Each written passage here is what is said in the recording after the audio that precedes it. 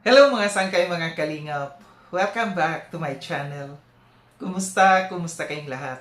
So for today's video, gagawa ko ng reaction video. Ito patungkol dun sa live kahapon ni Kuya Val. Na para bagang may pinapatamaan si Kuya Val na isa sa mga kalingap angels dito. No?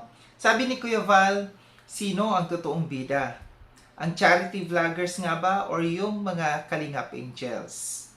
Pero bago ang lahat ng shoutout muna kay Kuya Val, kay Ate na kay Kalinga Prab, kay Tita Mina Jaramillo, ang Tita Kong Vayots, kay Manay Tere ng San Diego, California, at sa inyong lahat na patuloy na sumusuporta at nagmamahal kay Sangkay, mega love shoutout.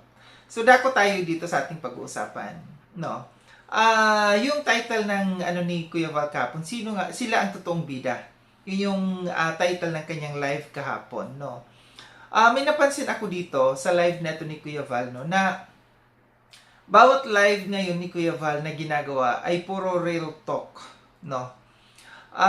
Maaari ito sa mga pangyayari nung mga nakaraan na real talk niya yung mga naalis, no, na mga charity vloggers dito sa loob ng Kalingap. Ngayon naman ay may nire-real talk siya yung mga Kalingap angels, no.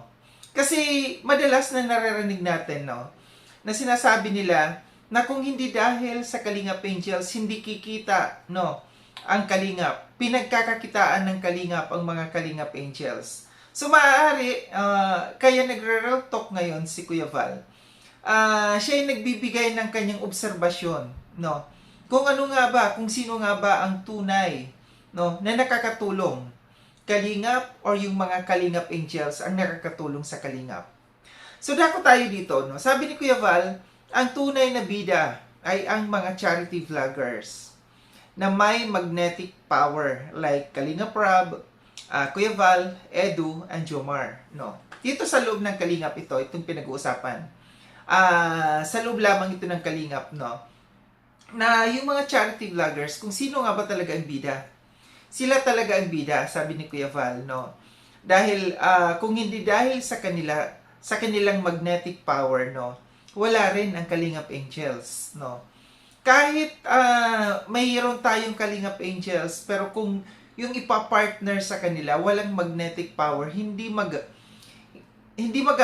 mag-spark, no. Parang ano kasi yan eh. Parang sa pelikula or sa mga artista, pagka yung isang artista pinartner doon sa isang hindi magki-click, wala silang spark, no, silang dalawa, hindi magkiklik yan, no. So dito, kagaya sa nangyari dito sa kay Viancy at saka sa kay Edu, nag-click si Viancy. Kasi nga, proven and tested na si Edu ay sa tuwing merong inila-love team sa kay Edu, may pina-partner sa kay Edu, nagkiklik. Diba?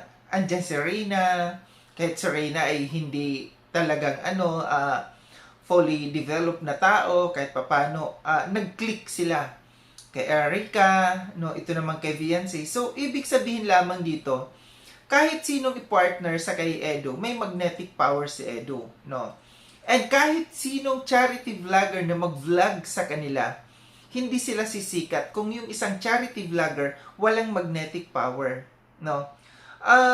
Like for example, ito na si Viancy, no, bilag noon ni Dr. Love, wala rin naman, hindi nag-click, no? Kaya nga ipinasa sa kay Kalinga Prab, doon nag-click, doon sumikat.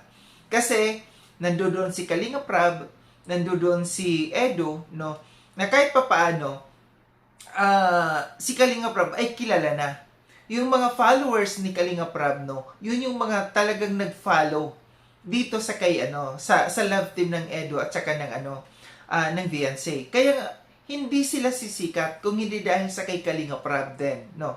Dahil nakilala si Kalinga Prab ng mga followers, no. Dahil sa kanyang magnetic power. Ito yung gustong ipaliwanag ni Kuya Val.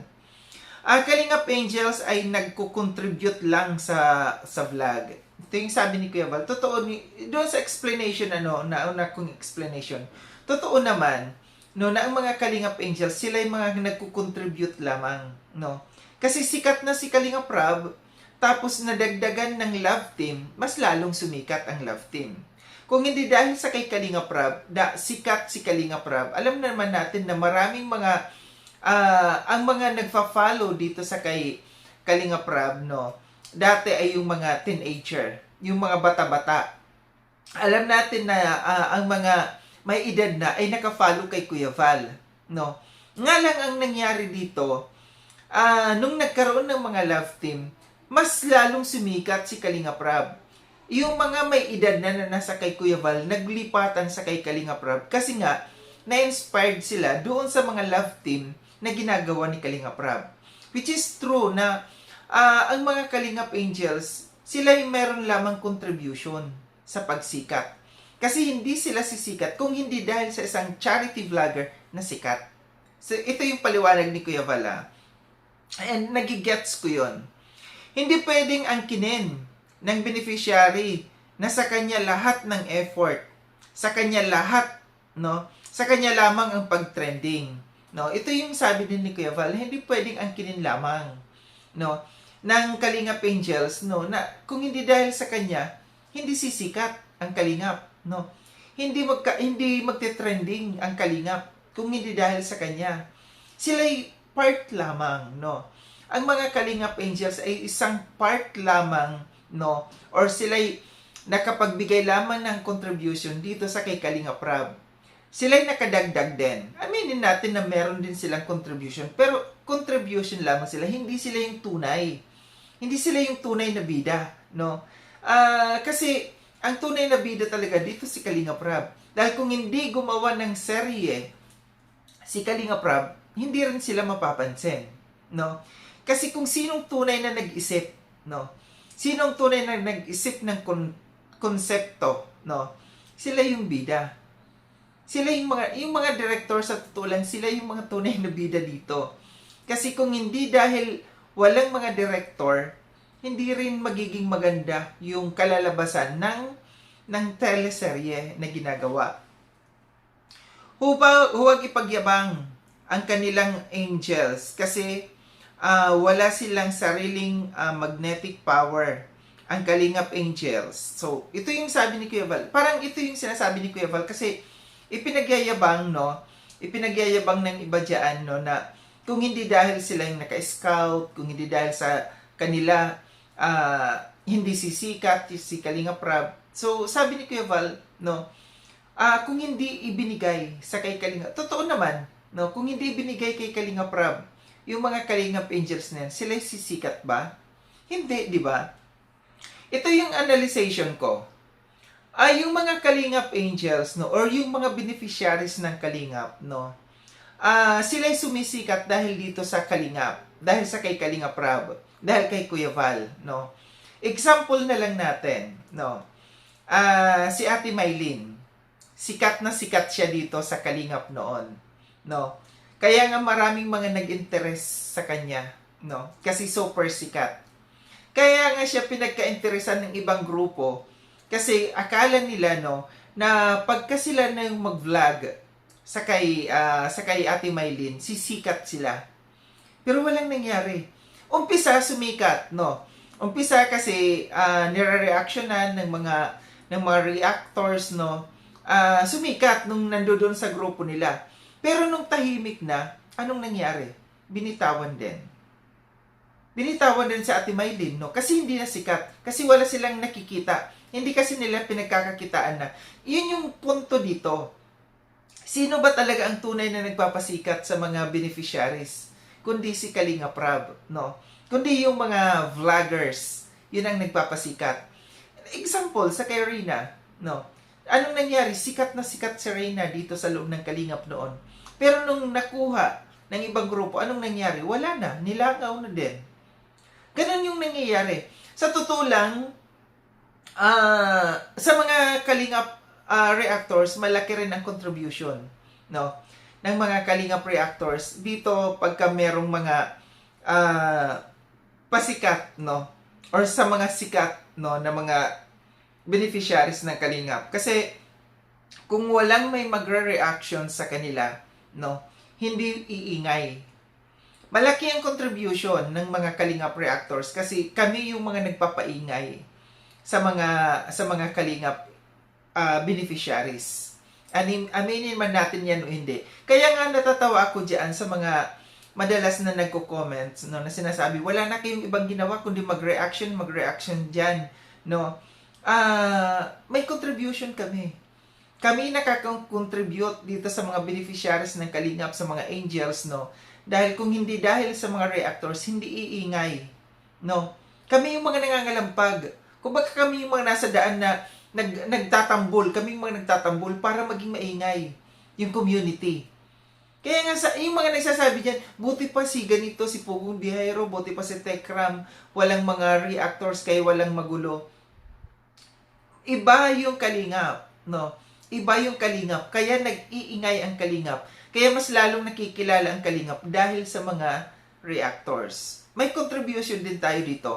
Bida, ang una dyan, bida, yung bida dito, yung mga vloggers, charity vloggers, like kanya Kalingap Rab. Then, yung mga nagko-contribute na lang na para maging sikat, no? Para maging maingay, reactors, and then itong mga beneficiaries. Dito rin sabi ni Kuya Val, nalulungkot siya na may angel na nagmamataas na siya ang bida. So, dito sabi ni Kuya Val, siya ay nalulungkot, no? Na may Kalingap angels, no? Na parang inaangkin niya. Na parang nagmamataas. Magmamataas siya na, oops, kung hindi dahil sa akin, hindi kayo kikita. Kung hindi dahil sa akin, hindi kayo makikilala. Hello, noon pa kilala yung Kalingap. Di ba? Kaya nga, itong mga kaguluhan na ito, no? Itong mga kaguluhan dito, like dito sa nangyari dito sa kina Dr. Love, kina Beyonce, kahit angkinin pa ni na Dr. Love, no? Angkinin pa ni na Dr. Love si Beyonce. Oo, maaaring ngayon maingay. Magiging maingay, magkakaroon sila ng views. Pero tandaan natin, pag nanahimik na yung mga reactors, pag natahimik na yung wala nang ingay, wala na rin manonood dyan ng mga viewers. Kaya lang nagiging maingay pa ngayon. Kaya lang nagiging sikat pa sila sa ngayon. Kaya lang sila nagkakaroon pa ng views sa ngayon. Dahil pinag-uusapan. Pinag-uusapan ng mga reactors. Pero tandaan natin, paglipas ng ilang buwan, mawawala na rin yan. Tahimik na rin yan. Ito yung sasabihin natin na pagdating ng araw, kung si Beyonce ay pipiliin doon sa Team Guwapa siya, pagdating ng araw, lalangawin at lalangawin din talaga sila. So muli, maraming salamat mga sangkay sa panonood.